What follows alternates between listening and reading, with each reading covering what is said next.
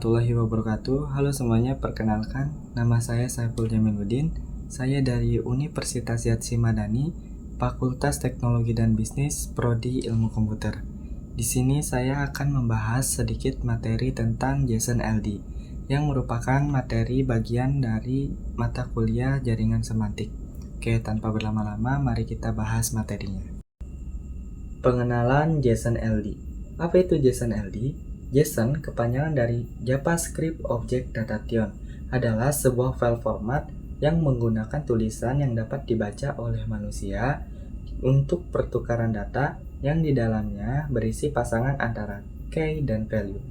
Oke, untuk lebih jelasnya kalian bisa langsung kunjungi website di bawah ini. Kemudian JSON LD merupakan format data yang berbasis JSON, dirancang untuk mewakili data terstruktur dengan cara yang mudah dipahami oleh mesin. Jadi JSON LD ini tadi JSON kepanjangan dari JavaScript Object Datation, sedangkan LD-nya ini kepanjangan dari Linked Data.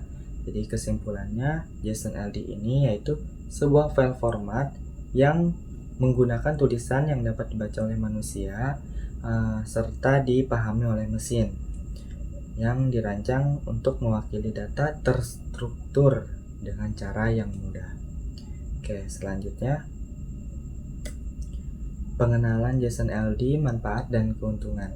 Manfaat dari JSON LD yaitu untuk memudahkan proses pengumpulan, pemrosesan, dan integrasi data di berbagai platform dan aplikasi web.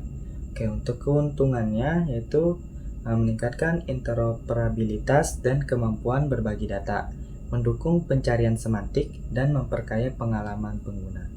Oke, selanjutnya JSON dibuat berdasarkan format objek pada JavaScript. Kemudian tipe file JSON memiliki ekstensi .json. Jadi jika kalian ingin membuat file JSON itu di belakang file atau di akhir nama filenya itu harus disertakan .json. Oke. Kemudian format JSON dibuat dan diusulkan oleh Douglas Crawford, dan JSON ini mudah dibaca oleh manusia dan dipahami oleh mesin. Nah, seperti yang tadi dibahas, jadi JSON ini mudah dibaca oleh manusia dan dipahami oleh mesin. Kemudian JSON ini memiliki struktur yang sederhana dan ringan. Kemudian struktur data JSON LD. Struktur dasar JSON LD menggunakan objek JSON untuk mempresentasikan entitas dan propertinya. Misalnya untuk tipe person, kita bisa menggunakan properti seperti name, job title, dan telepon. Kemudian untuk konteks, menentukan konteks dari data. Biasanya nilai yang diberikan adalah HTTPS skema.org untuk menandakan bahwa data tersebut mengikuti skema.org.